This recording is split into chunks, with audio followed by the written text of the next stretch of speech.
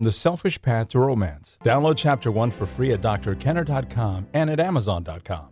Can I get a double pizza burger, chili fries with cheese, and a large chocolate milkshake? I don't know. No matter what I eat, my weight just seems to stay the same. So I just figure, what the hell, I'm going to eat what I want.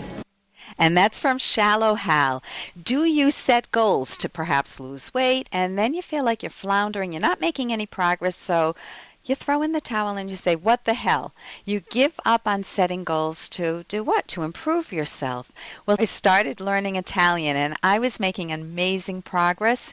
And what did I do? I let the goals slip and now I've forgotten much of what I've learned. Whereas if I had studied even 10 minutes a day, I'd have a good deal of Italian on the tip of my tongue. So I'd be speaking to you in Italian now. Goal setting isn't easy, whether it's to set goals, to exercise or a diet, or maybe connect with friends or find a romantic partner, or perhaps you want to go back to school or find a new job. We often let ourselves down. Why? Joining me to discuss goal setting is Jean Moroney, and she's the president of Thinking Directions. Jean teaches professionals how to use great thinking skills to solve problems faster, to make decisions, and to get problems finished. And welcome, Jean. Thanks, Ellen. Thanks for having me. And so, Jean, what is it about goals? Why do we often set goals and then we just let them die an early death? Well, I think that maybe the definition of setting a goal is a little too narrow.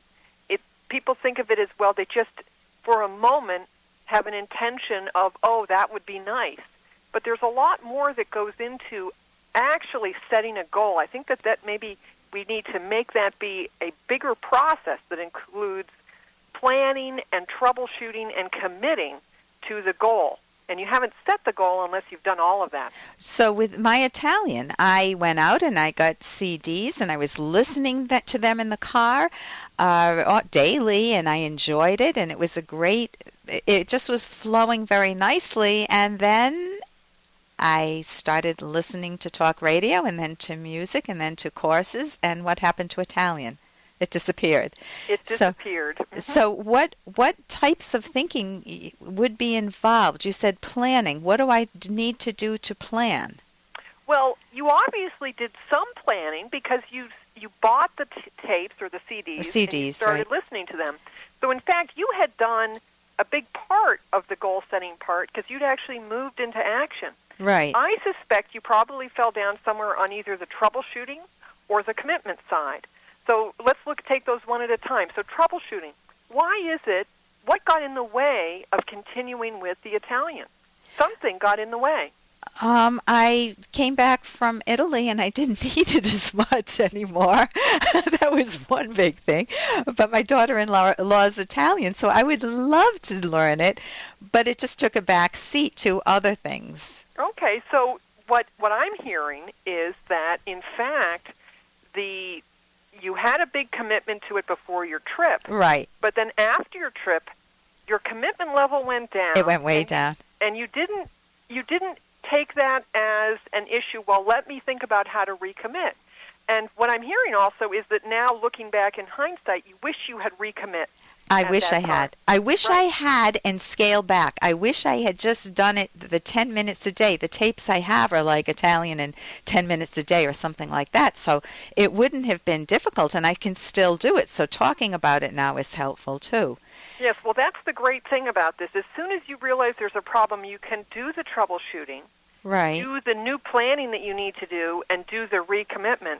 And it's clear that what you need now is you need a commitment to continue with the Italian.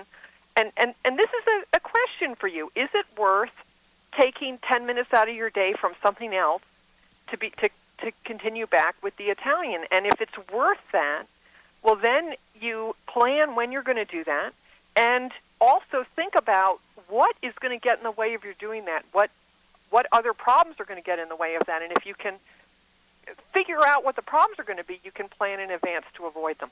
Okay, so if I typically went to the gym and I'm on the treadmill and I use that 10 minutes or something to listen to Italian. That might be a good plan, assuming that I continue doing that. So what happens if there are bigger goals? I mean, Italian is something that is an optional goal for me, but what about for bigger goals, someone wanting to find a romantic partner, or you can pick a goal, going back to work or changing careers. What types of thinking are involved in those larger goals, and what happens if a person's not making progress? Hey, I got to interrupt this because we've got to pay some bills. 30 seconds, that's it. A very quick ad, and then Ellen will be back. Romance. Ugh, I wish guys knew more about what we want from a relationship. Boy, I wish I knew more about what I want. Where's that ad I saw? Here it is. The Selfish Path to Romance. A serious romance guidebook. Download Chapter 1 for free at selfishromance.com and buy it at amazon.com. The Selfish Path to Romance. That is interesting.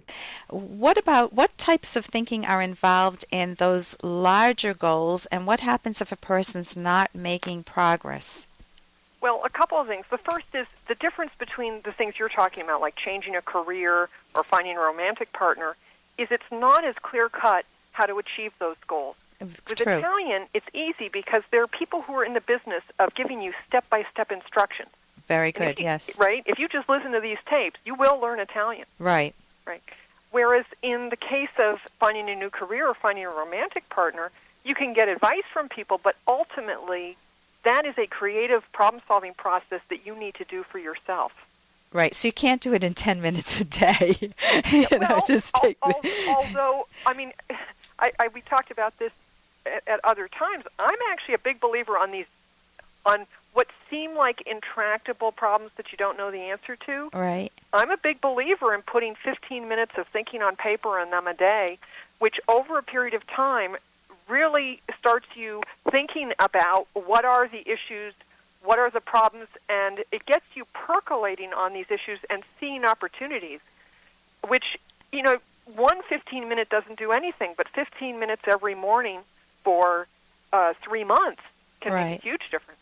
Right. I remember a while back, I've taken many of your classes. I love your classes. People, you can go to thinkingdirections.com for Jean's classes, and we'll say that again later.